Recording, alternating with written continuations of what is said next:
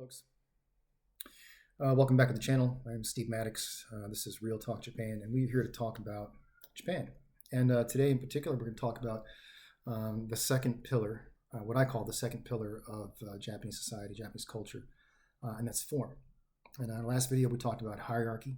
So the four pillars are hierarchy, which we talked about last time. Form, we're going to talk about today. Rules, we'll talk about, I think, in the next video. And then the senpai-kohai relationship. And those four things together, those four concepts together, form, in my view, the foundation, the very foundation of Japanese society.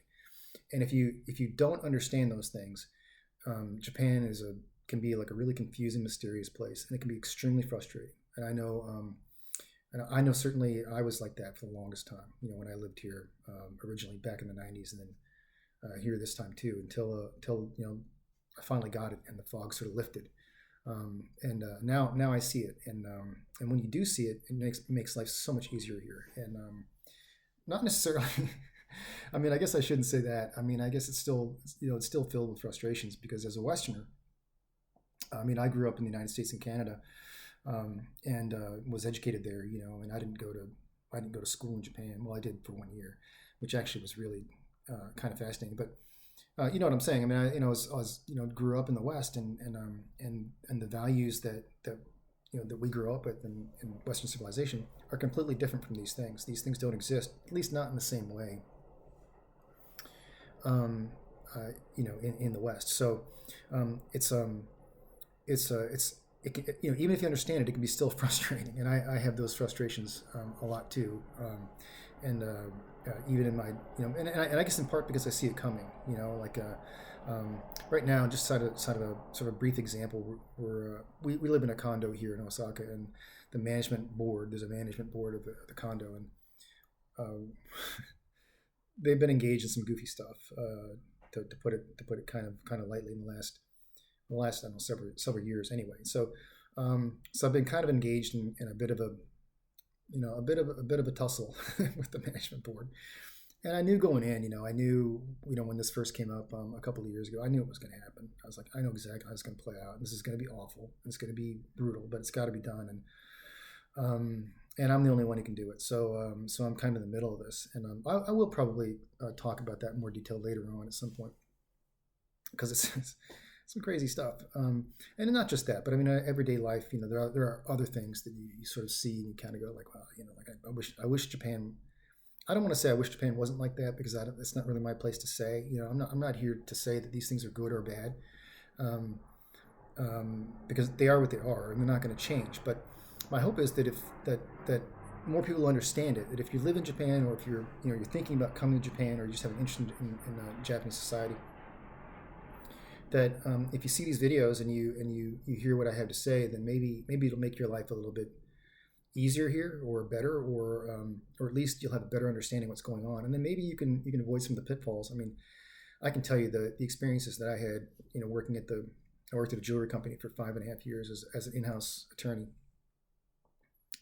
so to speak. I guess I don't know if that's really an accurate statement of what I actually did there, but I did, and I had an awful experience, really awful, brutal 5.5 year experience there, because everything that I was doing was squarely contrary to these four foundational principles, and I didn't know it, and I was just constantly frustrated and constantly angry, like every day, frustrated and angry. And I'd go to the gym, and I'd be like, this place is crazy, and I don't know what to do, and I'd complain to my wife, and and she would just sort of like, what are you talking about? I mean, everything you've just described to me about what's bothering you at work is just normal.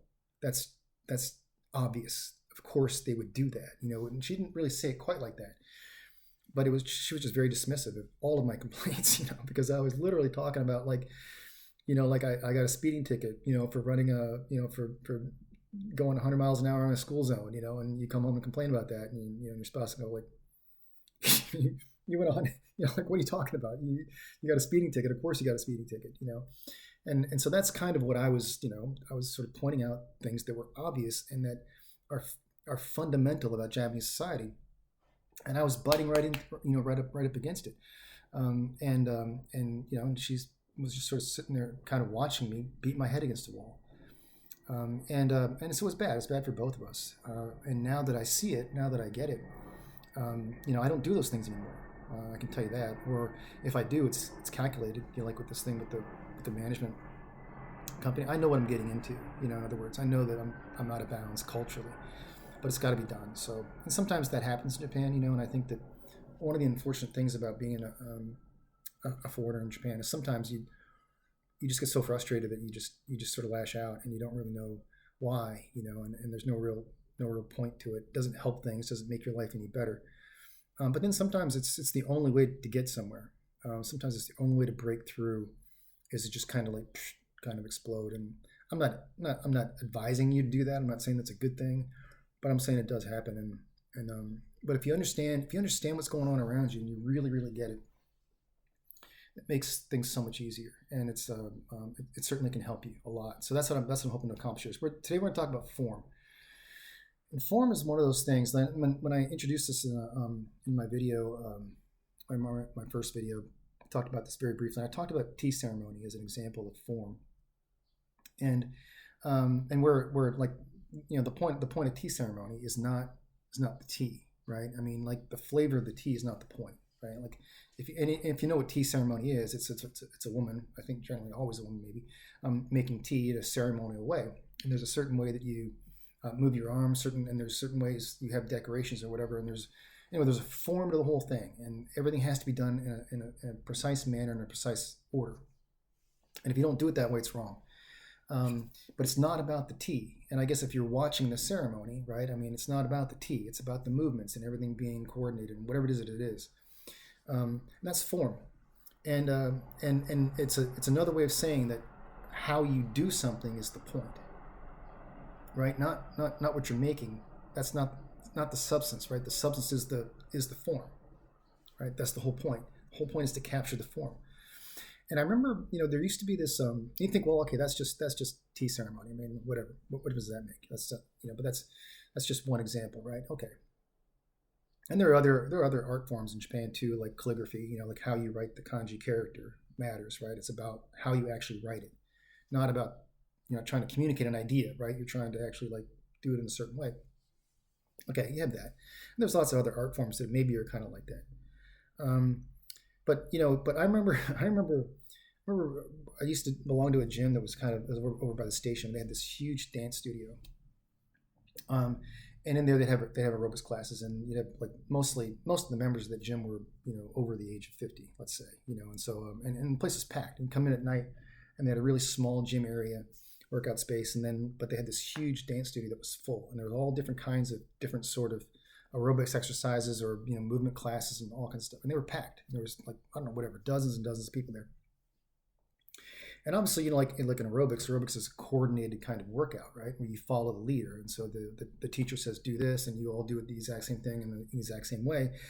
And the movements are, I guess, supposed to get each sort of body part doing a certain thing, and whatever. That's the exercise.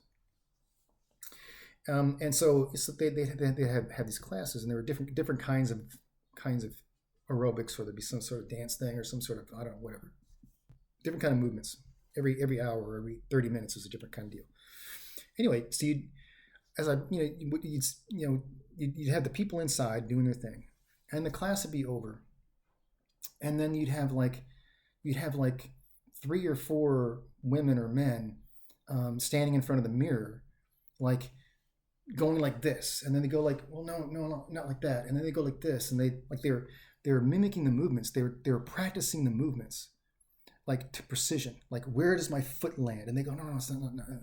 Is my foot here, or is my foot here? And they would go like this, and they would sort of together. The 3 or 4 of them would kind of go together and go I think actually your hand should be here, or here, and it's aerobics, right? It doesn't.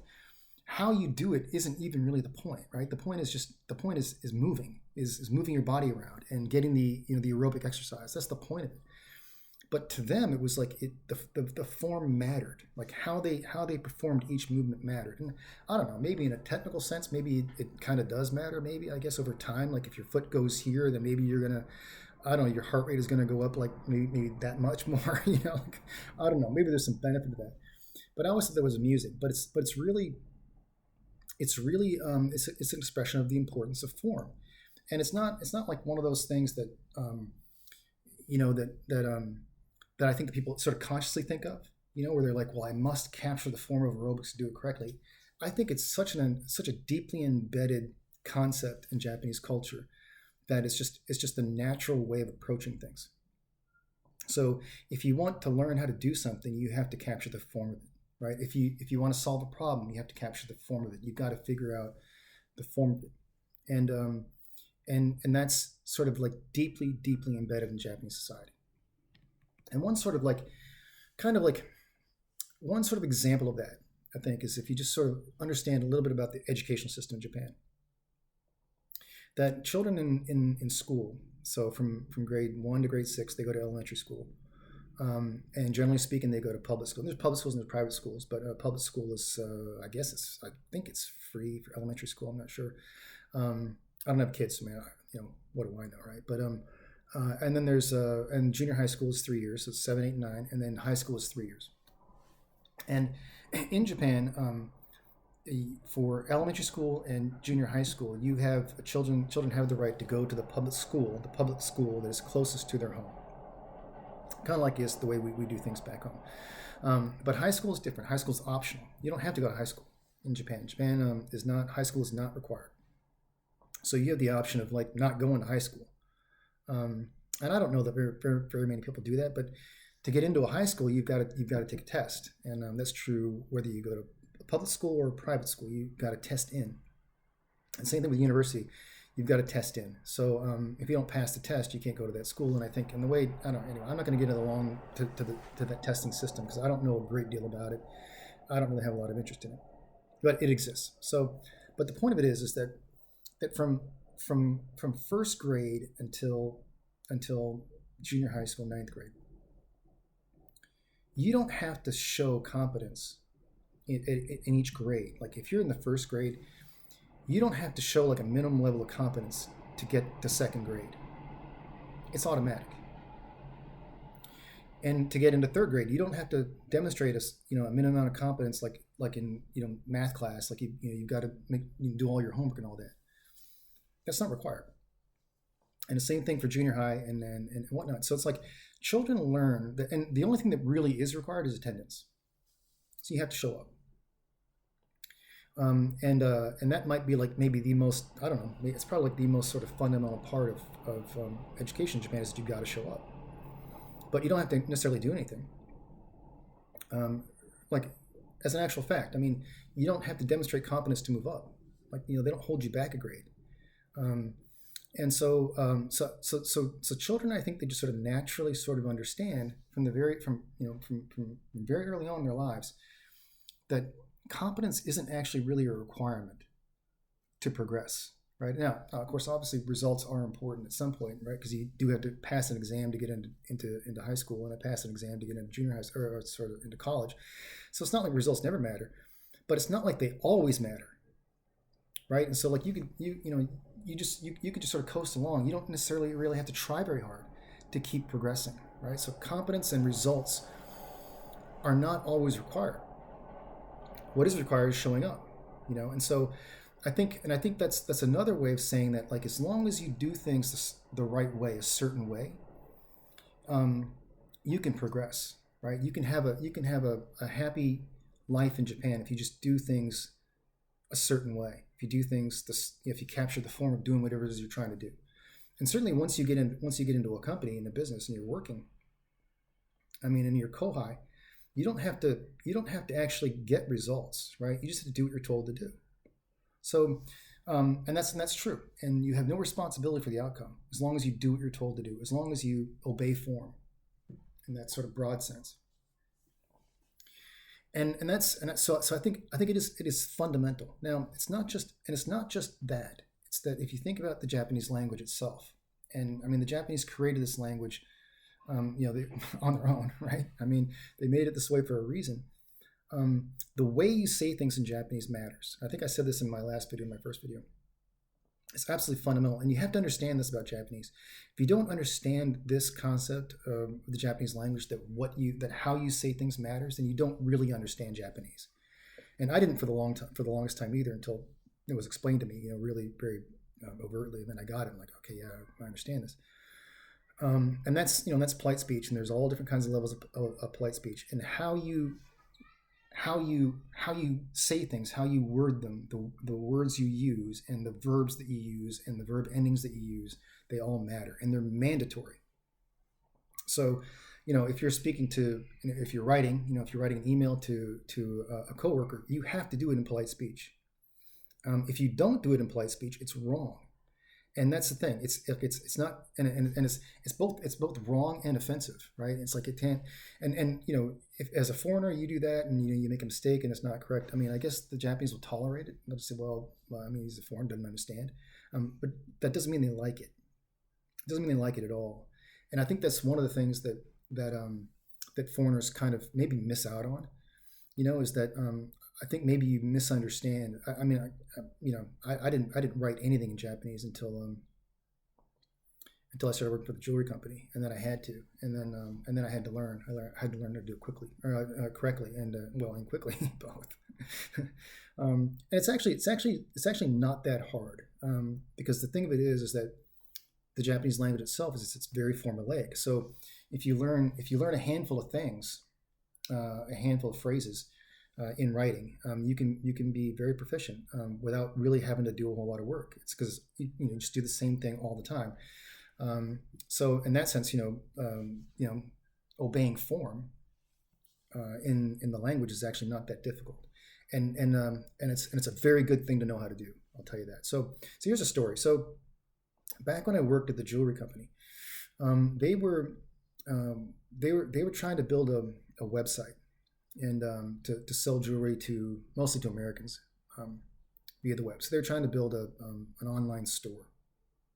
And for the first, I don't know, say 4 or 5 years, I guess, that I was there, they had a website, an English language website that they'd set up right before I joined the company.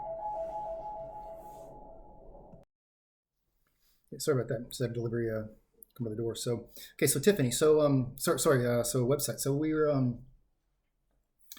they were trying to build this online store to sell jewelry to the United States. And at the time they had an English language website that had existed that was just sort of a mirror of their Japanese website. And in that English language website they had an email address for customer comments or for customer questions. And every now and again we'd get an email in English, a customer question. And so for the first 4 or 5 years or so, I wrote the answers to those questions, or helped out with that. So they had like a staff of people who were building this new website, and at the same time we were answering these customer service questions, and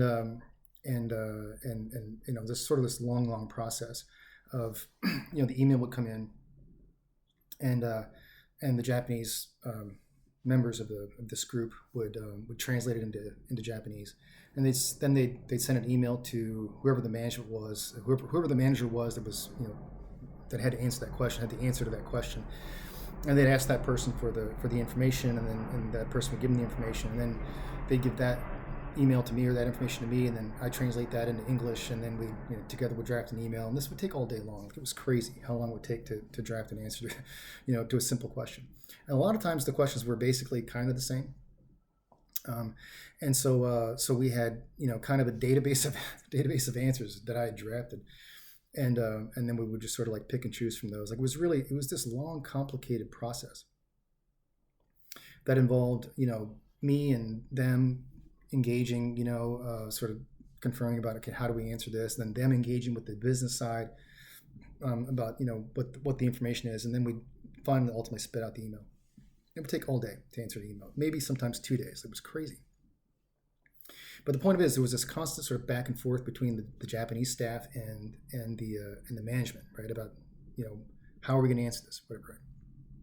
Anyway, so then they were trying to build this website, and they were assuming that once they got the website live and they were trying to sell jewelry via the internet to Americans, that they would have a lot of customer service. Like there'd be like this huge volume of customer service back and forth, and so they wanted to hire two foreigners, two native English speakers, who could handle that full time, right? Because the presumption was it was going to be like this huge volume of info.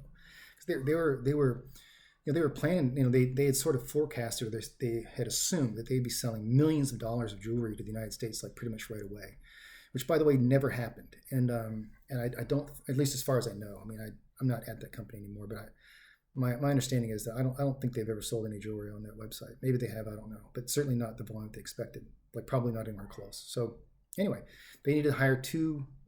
They wanted to hire two women, two foreigners anyway, native English speakers. But here's the thing: the requirement for the job requirements,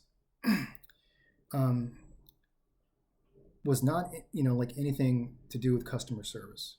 So they weren't looking for customer service experts, right? Like people who had like a lot of experience doing customer service, in the U.S. or wherever. What they were looking for was, well, they needed people who had native level Japanese,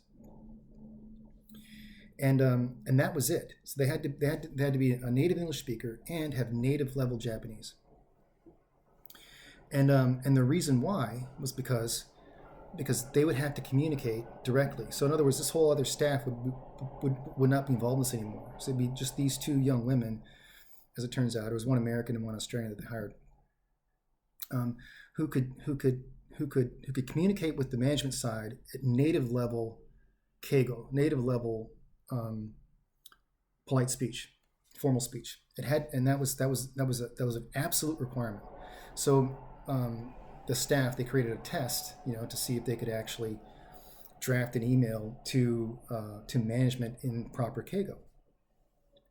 And I was like, why? Like that's got to be, like, how many people could there possibly be in Japan, willing to work in Kyoto, who have native level, keigo skills, right? And can also draft, also have really good enough writing skills that they can handle customer service. Like that's got to be like an impossible ask. Like there's no way. And they actually, and so I thought like that, like why would you do it that way? Like why would that be your priority?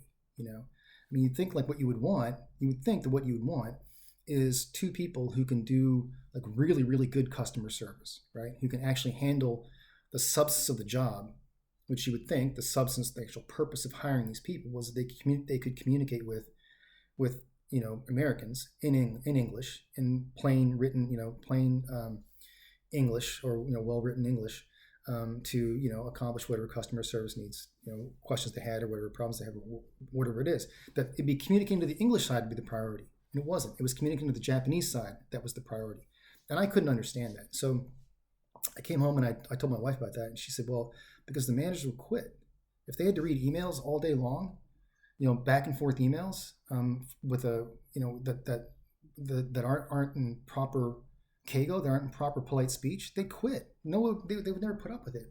And she just sort of like looked at me like, again, like I was complaining about getting a speeding ticket in the school zone. Like she gave me that kind of look. Like, what's wrong with you? Like, how do you not know that? It was so obvious to her, right? She's like, of course. I mean, like a manager getting an email from, particularly from a foreigner that's not in polite speech, there's no way they'd never put up with it. And I thought, well, that's crazy, but it's true. And I told this story to other people here, and they're like, yeah, of course. That just wouldn't be tolerated. And so that's what they did. They hired these two people, and apparently their Japanese was that good. And as it turns out, I think probably because they spent their lives focusing on learning Japanese. They were young. These women were probably in their early 20s. I'm thinking, probably like right out of university or college, and had just come to Japan. Maybe had been here for a couple of years or something. So maybe 25, 26, something like that. Nice people, like really, really nice people. But they couldn't write English at all. Their English writing skills were very bad. Like really not good at all. And particularly for customer service, it was just really not good. And I just thought, well, I mean, and I guess that's not surprising, right? But for the Japanese, like that's the price you have to pay, to obey form, right? And that was a very easy trade-off for them. And so when you realize, when you realize that, and you think, well, like just how significant, when you realize just how significant formal speech is in Japan.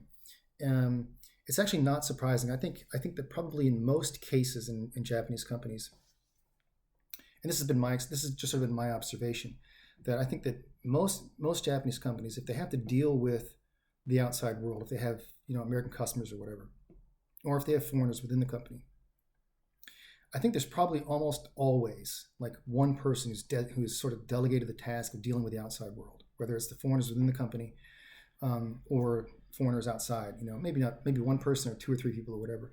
So that person acts as an intermediary to sort of to shield the rest of the company from having to deal with impolite speech, basically, right? Or like people who aren't following the cultural norms, right? So, and so I think that probably maybe if you work in Japan, maybe you've had that experience too. Maybe there's somebody in your company who sort of designated the person to talk with the foreigners. I don't know.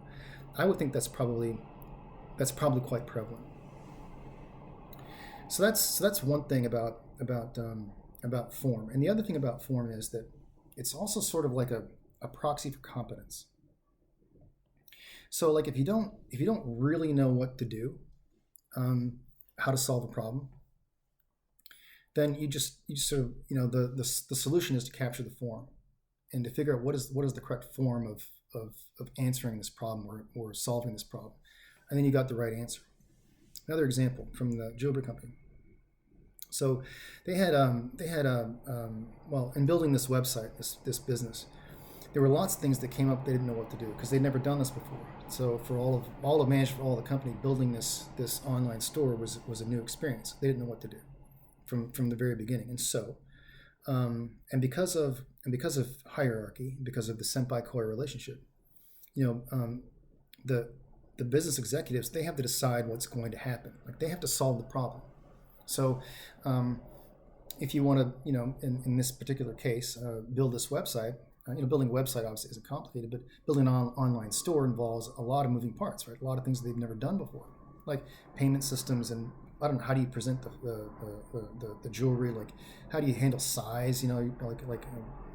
With rings, right? Like how do you handle that, right? How do you do all these things? What sort of rules do you have? Like how do you structure all this stuff, right?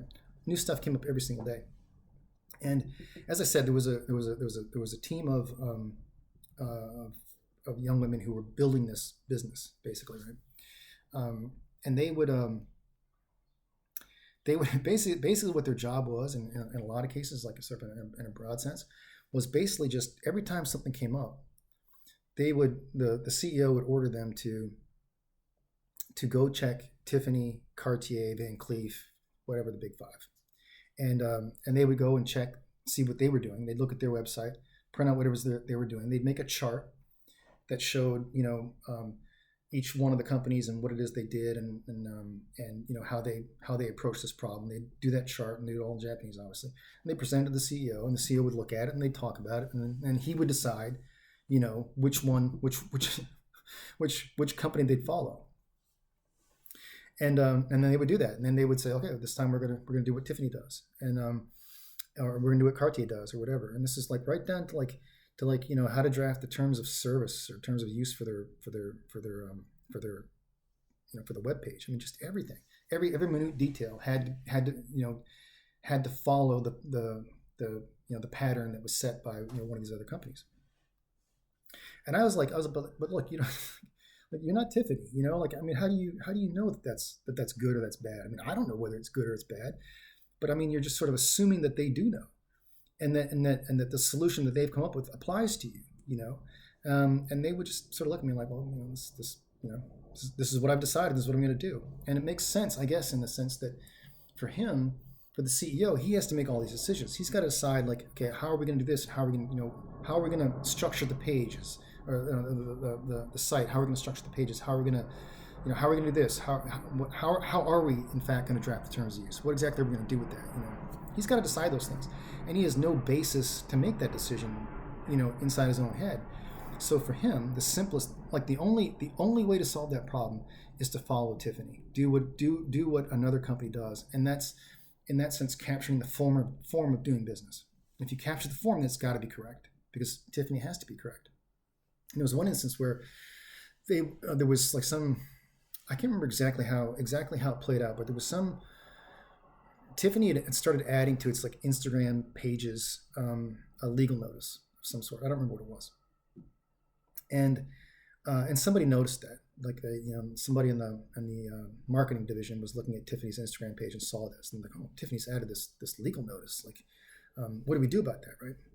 And so I'm sitting there in a meeting, and like rather than like ask me, right, like and say, hey, let's ask the American lawyer what this means and whether whether it applies to us.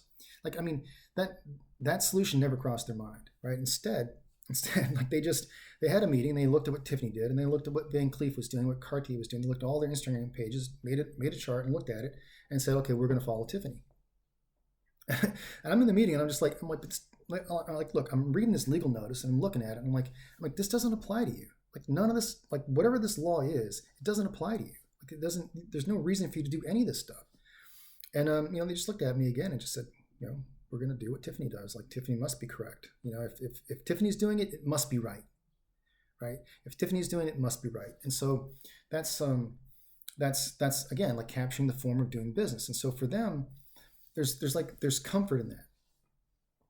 And to me, it's silly. Like why not like, I don't know, look up the law and maybe research it, maybe think about it and analyze it, and try to come with an independent analysis, that actually applies to you. But that's just simply, I guess, I'm sure there's probably instances where maybe those things do happen, but there's comfort in form, and I think that's an inherent sort of fundamental component of Japanese society, that if you do things the right way, you're going to get the right result, and if if you don't know what to do, then find somebody who does know, a senpai, right? So Tiffany's your senpai. And if Tiffany's doing it this way, then it must be correct and it must lead to the correct result. And so then they do. And so it's sort of like a follow the leader, kind of copy the leader kind of approach to problem solving. And to us, like that seems kind of silly, but maybe it does. I mean, it certainly kind of strikes me as maybe not so efficient, right? But that's the Japanese way. And I think if you just sort of understand and accept that the Japanese are going to solve problems, according to form, right? And that more importantly, they're going to expect you to do the same thing. So if you're working here, you're living here, then there are going to be times in your life, there are going to be times that you're going to be asked to do things that maybe don't make a whole lot of sense.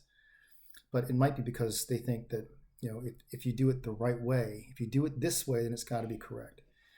And there's comfort in that both for senpai and for kohai. There's comfort in that for kohai because kohai knows, if you're the inferior, you're just an employee. If you follow the form, then you can't be wrong, right? And so there's a comfort in that for Japanese employees, right? If they do, and just general in society too, if you follow the form, if you do it the way everybody else has always done it, then it's got to be correct, and you don't have to think about it anymore. You just follow the form. And for your superiors, for management, if they know that you've done it according to the proper form, then they don't have to check it, right? They don't themselves have to think about whether or not you've done a good job or a bad job, right? So then it must be correct, right? So both sides sort of had that sense of comfort. So that's form. I'll leave it there for today, and then in the next video we'll talk some more about rules and the third pillar of Japanese society. So anyway, thanks for listening. See you guys again.